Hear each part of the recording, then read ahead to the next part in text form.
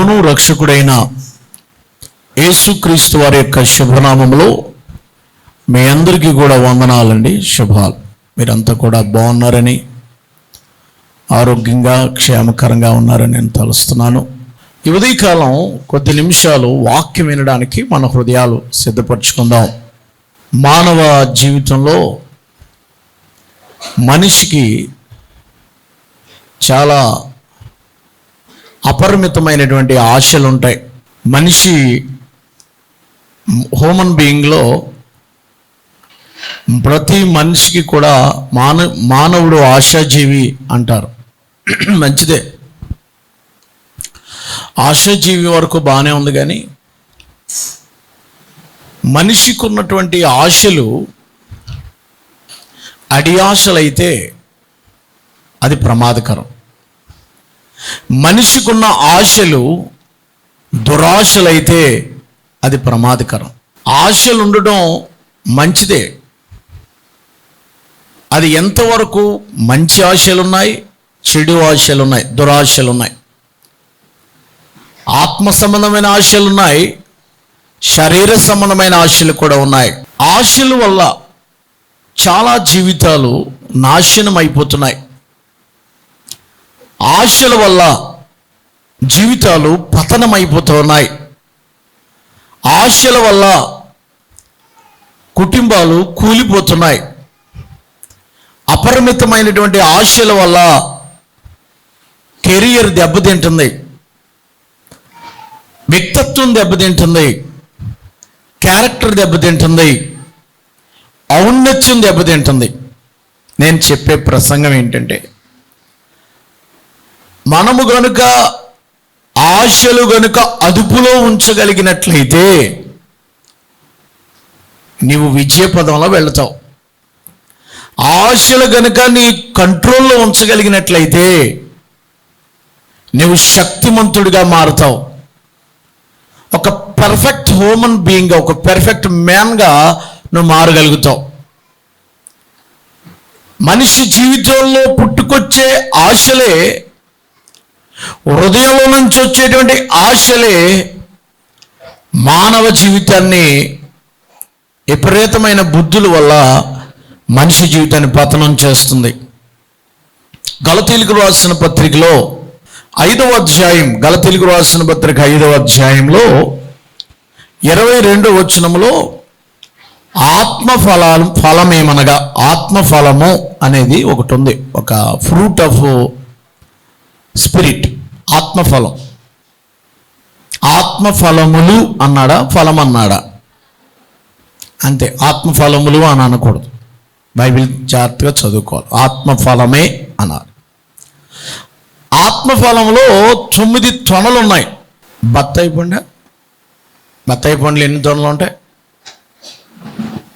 అలాగ బత్తాయి పండ్లు ఎన్ని తొనలు ఉంటాయో ఇందులో కూడా 9 తొనలు ఉన్నాయి. ఆత్మఫలాల్లో 9 తొనలు. ఆ తొనల్లో ఒక్కొక్క తొన గురించి నేను ఇప్పుడు చెప్పను, ఎందుకంటే అంత టైం మనకు. ఒక తొన గురించి మాత్రమే, ఫ్రూట్ ఆఫ్ స్పిరిట్లో ఒక పార్ట్ మాత్రమే మనం ధ్యానం చేస్తాం ఈవేళ. ఆత్మఫలంలో ప్రారంభం ఏంటి? ప్రేమతో ప్రారంభించాడు. ప్రేమ, సంతోషము, సమాధానము, దీర్ఘశాంతము, దయాళత్వము, మంచితనము, విశ్వాసము, సాత్వికము, ఆశ, నిగ్రహము. అందరూ అనండి ఆఖరు పదం. ఆశ నిగ్రహించుకోవటం, నిగ్రహం. ఆశలు నిగ్రహించు. నేను ఇంట్రడక్షన్లో చెప్పింది మీకు అర్థమైపోద్ది నేను చేసే ప్రసంగం. ఏంటది? ఆశ, నిగ్రహం. ఆత్మఫలాల్లో ఒక ఫలం ఏంటంటే ఆశ, నిగ్రహం. ఆశని నిగ్రహించుకోవటం. ఆశలు వస్తాయి, కానీ నిగ్రహించుకోవడంలో ఉంది నీ గొప్పతనం. నిగ్రహించుకోవడంలో ఉంది. నిగ్రహించుకోవడం అంటే ఇంగ్లీష్ బాగా రాశాడు, సెల్ఫ్ కంట్రోల్ అంటాడు. ఇంగ్లీష్ వర్షన్లో సెల్ఫ్ కంట్రోల్ అంటే నీ ఆశల్ని కంట్రోల్ యువర్ సెల్ఫ్, నీవుగా కంట్రోల్ చేయాలి. ఆశలు వచ్చిన దాన్ని, ఆశ వచ్చింది కదా అని మీదడిపోతే, ఆశ వచ్చింది కదా అని ఏది పడితే అది చేస్తే ఆశ నా ఇష్టం, నా ఇష్టంరా, నా ఆశలురా, నేను తీర్చుకుంటాను రా అంటే నీ క్యారెక్టర్ దెబ్బతింటది, నీ బతుకు ధ్వంసం అయిపోద్ది. ఆశలు నీకున్నాయని చెప్పి అన్ని ఆశలను చేయడానికి కుదరదండి. ఆశని అదుపులో ఉంచుకోవడం, నిగ్రహించుకోవడం అంటే ఏంటి? ఆధీనంలో ఉంచుకోవడం. ఆశలు ఉన్నాయి, కానీ నేను ఎంతవరకు ఉండాలో అంతవరకే ఉండాలి. ఆశ వచ్చిందని చెప్పేసి నేను ఏది పడితే చేస్తానంటే కుదరదు కదా. ఆశని కంట్రోల్ చేసుకోకపోవడం వల్ల, కోరికను కంట్రోల్ చేసుకోకపోవడం వల్ల ఫినిష్ యువర్ లైఫ్. ఆశలు చాలా ప్రమాదకరం అండి. అమ్మ వింటున్నారా? ఆశలు చాలా ఉంటాయి. ఆ ఆశలు ఎంతవరకు మనం చేయాలి, ఎంతవరకు మనం చేయకూడదు, మన ఆశ మనకు వచ్చే ఆదాయం తగ్గట్టుగా ఉందా, మన ఆశ మన లైఫ్కి తగ్గట్టుగా ఉందా, మన ఆశ మన జీవితానికి తగ్గట్టుగా ఉందో లేదో మనం చూసుకోవాలా. ఆశ పుట్టింది కదా నేను ఇష్టం వచ్చినట్టుగా నువ్వు తిరుగుతానంటే లైఫ్ స్పాయిల్ అయిపోద్ది. అందుకనే ఆశా నిగ్రహం అనేది చాలా ప్రాముఖ్యమైనది. ఆశా నిగ్రహం అది ఎలా జరుగుద్దంటే ఆత్మ వలనే అది కంట్రోల్ అవుతుంది. పరిశుద్ధాత్మ ఉన్నవాడే ఆశ నిగ్రహించగలడు. అంటే ఎవరు దేవుని కలిగి ఉంటారో, ఎవరు దేవుని కంట్రోల్లో ఉంటారో, ఎవరు ఆత్మ స్వాధీనంలో ఉంటారో వారు ఆశలను కూడా నిగ్రహించుకుంటారు. ఆశలు నిగ్రహించుకోలేకపోతున్నావంటే, నీ మనసుకు తోచింది నువ్వు చేస్తున్నావంటే, చూసిన దానివల్ల నువ్వు ఆశిస్తున్నావంటే, ఈవేళ చూసావంటే మరుసటి రోజున అది అయిపోవాలంటే అది కరెక్ట్ కాదు. అది నీ లైఫ్ని రాంగ్ లీడ్ చేస్తుంది, తప్పుడు మార్గంలోకి తీసుకెళ్తుంది, అవకతవకల్లోకి తీసుకెళ్తుంది. దేవుడిచ్చినటువంటి ఆత్మీయ జీవిత ఎదుగుదలలో లక్షణాలలో ఆశా నిగ్రహం.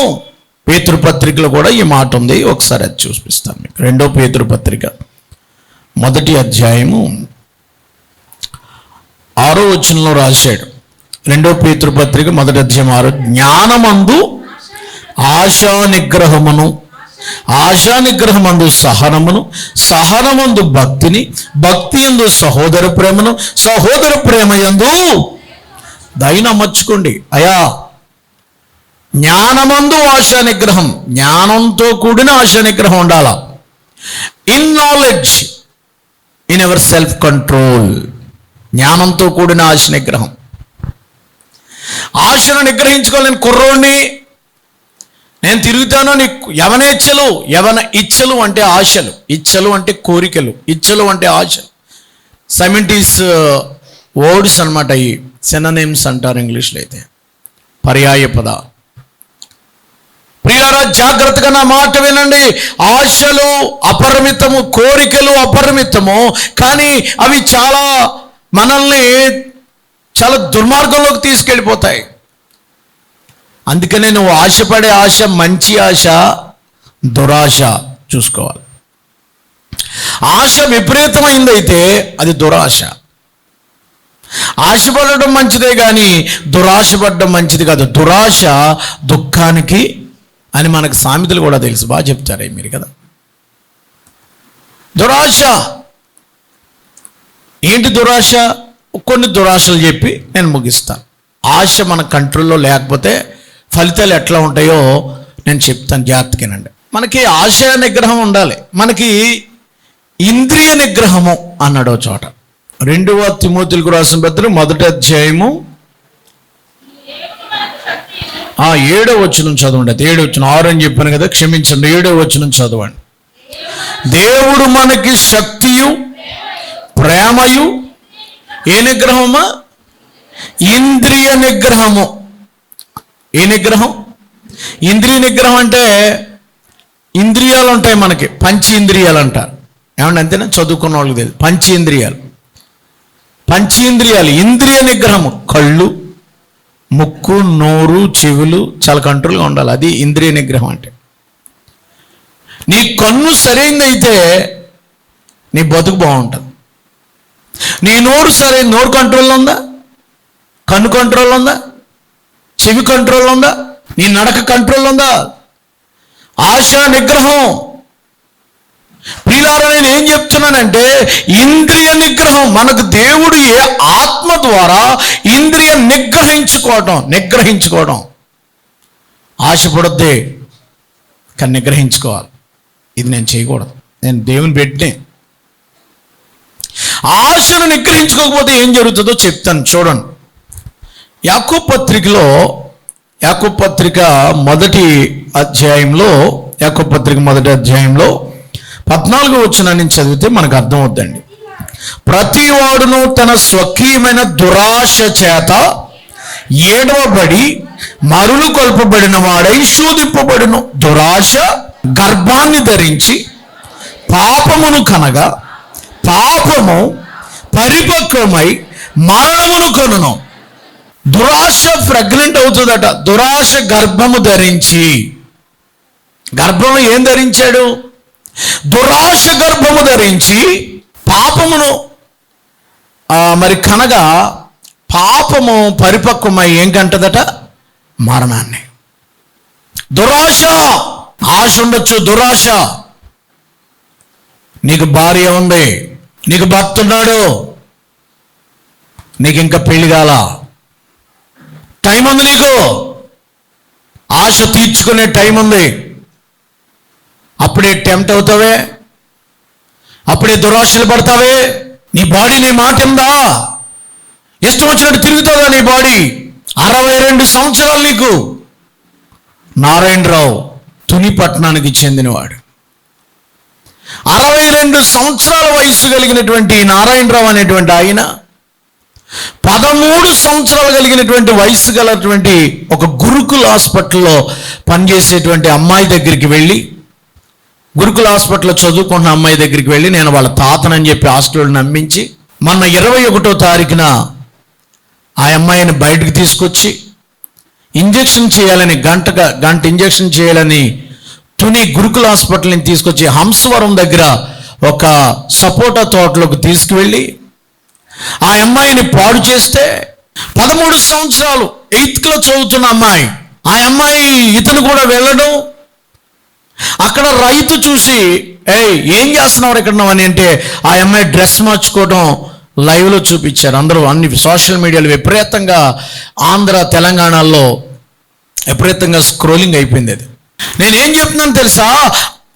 అతనికి వయసుకు తగ్గ పని కాదు, ఆశకి వయసు ఉండదండి, కంట్రోల్ ముఖ్యం. 62 సంవత్సరాల వయసు మనవరాలు కొన్నటువంటి పాపని ఇది తప్పమని చెప్పవలసినటువంటి గడ్డి తిన్న పెద్దోడు ఆ అమ్మాయిని తీసుకెళ్ళి, 13 సంవత్సరాల పిల్లలకి ఏం తెలుస్తుందండి? 8th క్లాస్ చదివే అమ్మాయి, చిన్నపిల్ల, మైనర్ అంటారు. అందుకే మైనర్స్కి ఏం తెలియదు, అందుకని మైనారిటీ తీరలేదు అంటాం. కారణం ఏంటంటే 18 లోపు వాళ్ళకి ఏ డిసిషన్ తీసుకోవాలో తెలీదు. ఏది పడితే చేసేస్తారు, ఏది పడితే SMS పెట్టేస్తారు. ఆశ ఉంది కదని పెట్టేస్తే అవుతా. నేనేం చెప్తున్నానంటే, దురాశ గర్భం ధరించింది వాళ్ళలో, ఆ దుర్మార్గుల్లో.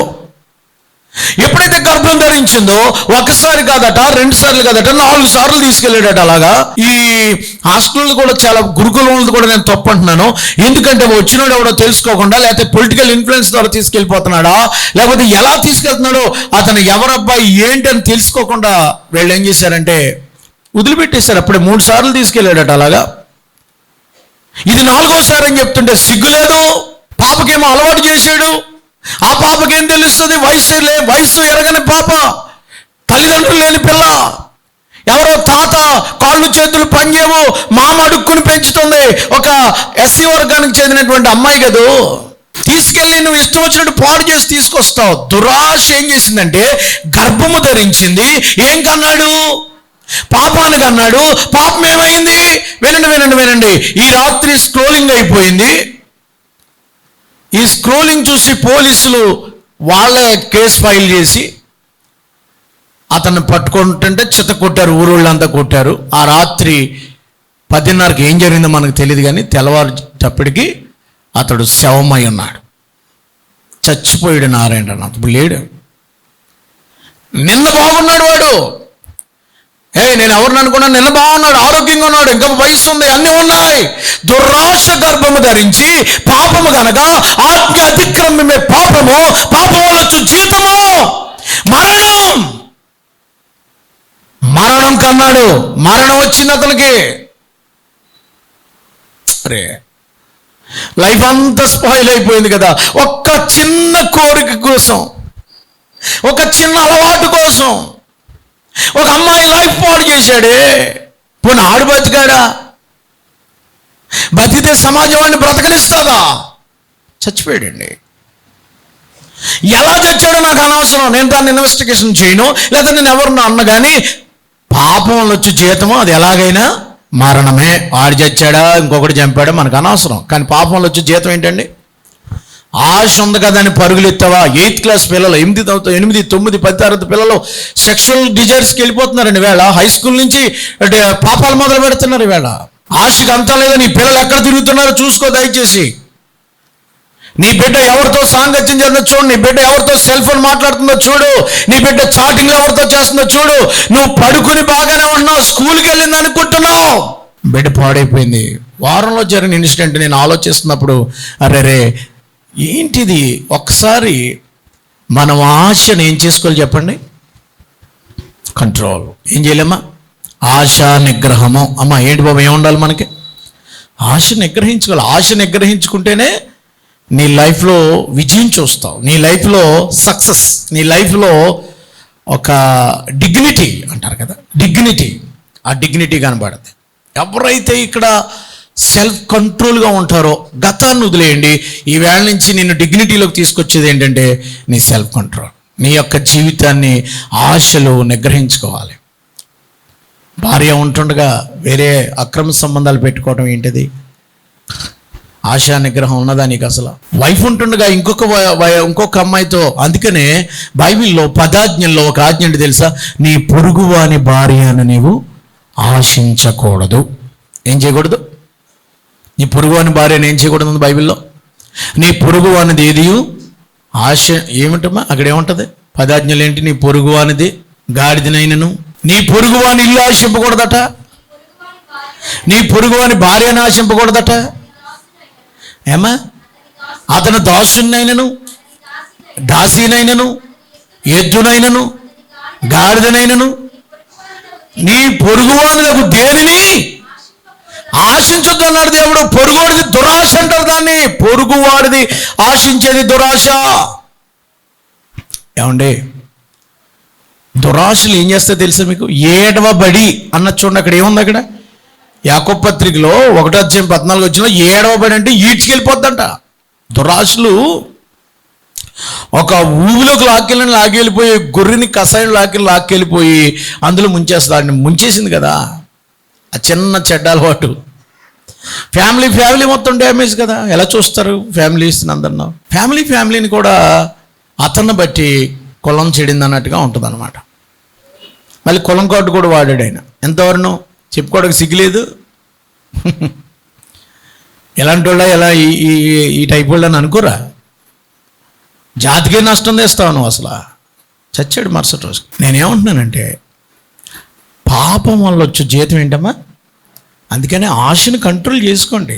పొరుగువాని ఇల్లుని ఆశించొద్దు అన్నాడు, పొరుగువాని భార్యను ఆశించొద్దు అన్నాడు. పొరుగువాని భార్యను ఆశిస్తావే, పొరుగువాని భర్తను ఆశిస్తావే. నీకు ఒక భర్త ఉన్నాడు, అంతటితో. నీకు ఒక భార్య ఉంది, అంతటితో తృప్తి పొందు. ఎందుకు? దురాశలు మనల్ని ఏం చేస్తాయంటే నాశనం చేస్తాయి, లైఫ్ని స్పాయిల్ చేస్తాయి. నేను అదే అంటున్నాను. అందుకే దేవుడు ఆత్మఫలంలో ఒక ఫలం పెట్టాడు, ఆశను నిగ్రహించుకోండి. ఒకడు నేను చీప్గా మాట్లాడుతున్నాడంటే కారణం నీ ఆశ నిగ్రహం లేక. ఒకడు నన్ను చీప్గా మాట్లాడుతున్నాడంటే, నన్ను చీప్గా లేకపోతే అవమానకరంగా మాట్లాడుతున్నాడంటే, నన్ను చులకన చేశాడంటే కారణం నేను ఎక్కడో దెబ్బతిన్నాను. ఎవరినండి చులకనగా మాట్లాడతారండి? ఎవరిని చీప్గా చూస్తారండి? క్యారెక్టర్ లెస్ కదండి. క్రైస్తవులైన మనం ఆత్మఫలంలో ఒక ఫలమైనటువంటి ఆశా నిగ్రహం చూడండి. ఆశా నిగ్రహాన్ని మనం కంట్రోల్ చేసుకోవాలి కదా. యాకోబు పత్రిక, పేతురు పత్రికలో చూడండి. పేతురు పత్రికలో రాశాడు. 1 పేతురు పత్రిక, 2 పేతురు పత్రిక 2వ అధ్యాయము 14వ వచనం. 2వ అధ్యాయం 14వ వచనం. వ్యభిచారిని చూచి ఆశించే కన్నులు, ఆశించుచు పాపం మానలేని కన్నులు గలవారును అస్థిరులు. వ్యభిచారిని చూచి ఆశించే కన్నులట. వ్యభిచారిని చూడగానే ఇక ఆశ వచ్చేది. మన సెల్ఫ్ కంట్రోల్ చాలా ప్రాముఖ్యం.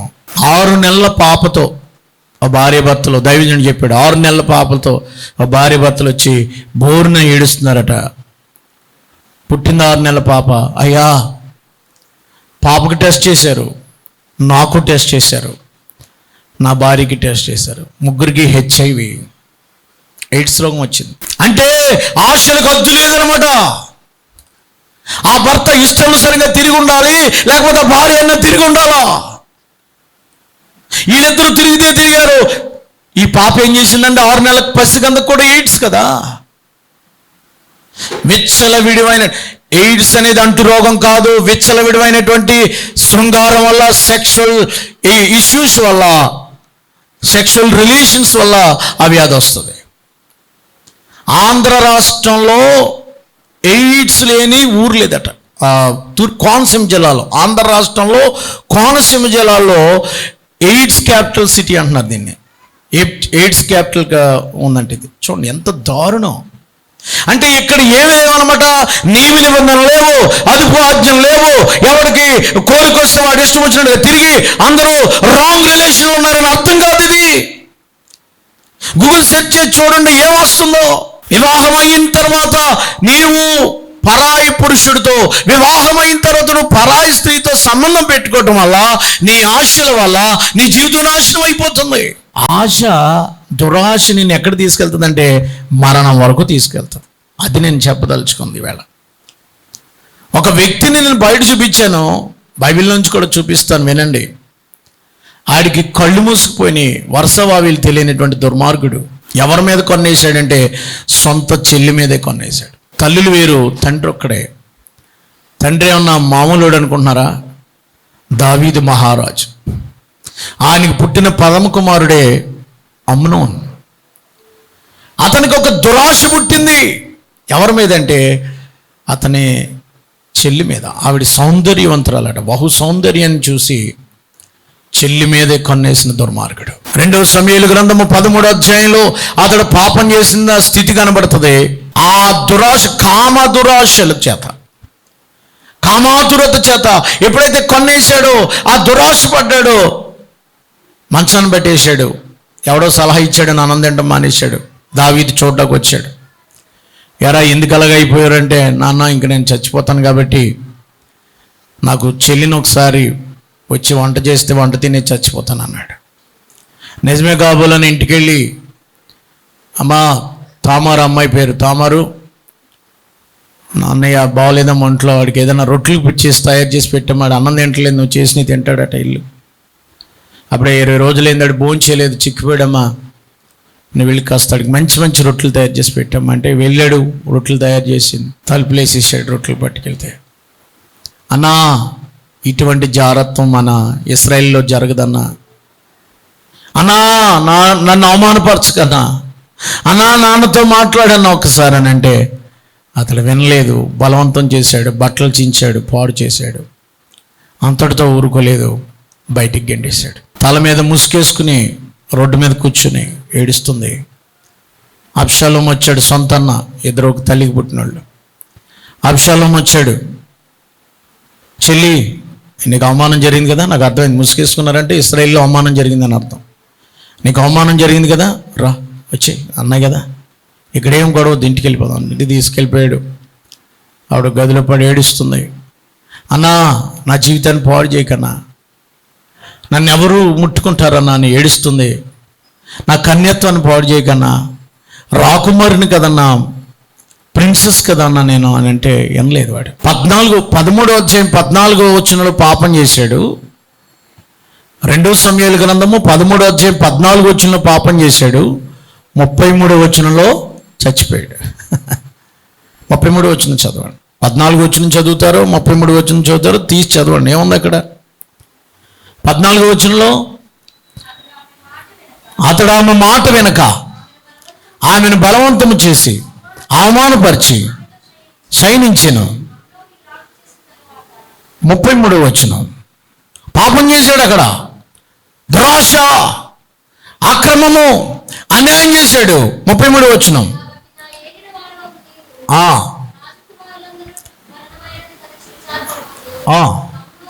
అమ్నోను మాత్రమే మరణమాయన. అమ్నోన్ని అబ్షాలోము పార్టీ చేస్తున్నాను నాన్నగారి దగ్గరికి వెళ్ళాడు. డాడీ, ఇలా మన అన్నదమ్ములందరికీ 70 మంది కొడుకులు, 70 మందికి భోజనం పెడతాను దావీదు అని అన్నాడు. సర్లే తీసుకురా, ఇలా భోజనం చేయండి. ఎక్కడ గార్డెన్ పార్టీ, గార్డెనా, ఎక్కడికి వెళ్తారు? దనమ్మరికి వెళ్తారా? అయితే వెళ్ళండి. లంకలో తింటారా? తినండి. సరిగ్గా భోజనం చేస్తున్నారు అందరూ. రెడీగా ఉన్నాడు అబ్షాలోం. చప్పళ్ళు కొట్టాడు. అమ్నోన్ని వేసేయంటారు, నా చెల్లిని పాడు చేశాడు, వేసేయంటారు అన్నాడు. ఈయన సేవకులు ఉన్నారు, వెళ్ళి ఆయన్ని, రాకుమారులు కదా, ఎవరికాక సర్వెంట్లు ఉంటారు, లేపేశారు. అమ్నోన్ లేచిపోయాడు. దురాశ గర్భమును ధరించి పాపమును గనగా పాపము మరణానికి అంటది. నేను అదే చెప్తున్నాను, అమ్నోన్ డెత్. నీ ఆశలు కంట్రోల్ లేకపోవడం వల్ల రాకుమారుడు రోజవలసిన వాడు. దావీదుకి జ్యేష్ఠ కుమారుడు అమ్నోనే, సొలొమోను కాదే. అబ్షాలోము కాదు రాజవలసినాడు. జ్యేష్ఠుడు రాజవ్వాలి, జ్యేష్ఠుడు ఉన్నతమైన స్థాయికి వెళ్ళాలి. ఆ చిన్న, అందుకే 2 పేతురు పత్రిక మీరు చదివారు కదా, 2 పేతురు పత్రిక 2వ అధ్యాయం 13 చదవమ్మా. 2 పేతురు పత్రిక 2వ అధ్యాయం 13 వచనం. ఒకనాటి సుఖానుభవమును సంతోషమని ఎంచుకుందురు, వారు కలంకులను నిందాస్పదులనై తమ ప్రేమ విందులలో మీతో కూడా అన్నపానములు పుచ్చుకొనొచ్చు తమ భోగములు యందు ఒకనాటి సుఖం, ఒకనాటి కాదు, ఒక సెకండ్ సుఖం కోసం ఒకనాటి లైఫ్ పోగొట్టుకున్నారు వీళ్ళు చాలా మంది. ఎక్కడ చూసినా మర్డర్స్ ఎందుకు జరుగుతున్నాయి? Illegal contracts. ఎందుకు భార్య భర్తను చంపేస్తున్నారు? ఇటీవల కాలంలో 40 మంది చంపేశారు భర్తను, పోలీస్ రిపోర్ట్ ప్రకారం భార్యలు చంపేశారు. కారణం ఎవరితో కనెక్షన్ పెట్టుకుని. ఇటీవల కాలంలో భార్యలను కొంతమంది చంపుతున్నారు. ఎప్పటి నుంచి వస్తుంది అది? ఎంత దారుణమైనటువంటి పరిస్థితులు చూడండి. దురాశ. ఎంఆర్ఓ ఆఫీసులో నిన్న ఒక ఆవిడ శ్రీకాకుళంలో ఆవిడ స్టేట్మెంట్ ఇస్తుంది ఎంఆర్ఓ ఆఫీసులో. ఎంఆర్ఓ గారు నన్ను ఇట్లా సంతకం పెట్టాలంటే, భూమి కోసం పట్ట ఇవ్వాలంటే ఇలా అడిగాడని చెప్పేసి పబ్లిక్గా సోషల్ మీడియాలో పెట్టేసింది. ఎంత దారుణం. ఇప్పుడు అతని మీద ఎంక్వైరీ, అతన్ని సస్పెండ్ చేయబోతుంది గవర్నమెంట్. ఒక చిన్న దురాశ వల్ల అతనికున్న మెజిస్ట్రేట్ హోదాను పోగొట్టుకోవాల్సి వస్తుంది. ఒక చిన్న దురాశ వల్ల అతనికున్న హై స్థితిని పోగొట్టుకోవాల్సి వస్తుంది. ఒక చిన్న సైన్ చేయడానికి అని చెప్పి. ఎంత దారుణమో చూడండి. దురాశ నీ జీవితాన్ని నాశనం చేస్తుంది. దురాశ నీ కెరియర్ని. అందుకనే సెల్ఫ్ కంట్రోల్, నీకు నీవుగా ఆశ నిగ్రహం చేసుకోవాలి. ఆశ నిగ్రహం చేసుకోవాలంటే నువ్వు ఒగ్గబట్టుకుంటాం కాదు. ఆశ నిగ్రహం చెప్తాను వినండి. అందులో గట్టిగా దేవునికి స్తోత్రం చెప్పండి ఒకసారి. ఆశా నిగ్రహం అంటే, ఇంద్రియ నిగ్రహం అంటే మనం ఒగ్గబట్టుకుని నేను చేయను, నా ఎంతటి నేను అలా ఒగ్గబట్టుకుంటానంటే ఎప్పటికప్పుడు బరస్ట్ అవుతావు, విపరీతంగా పాపం చేస్తావు.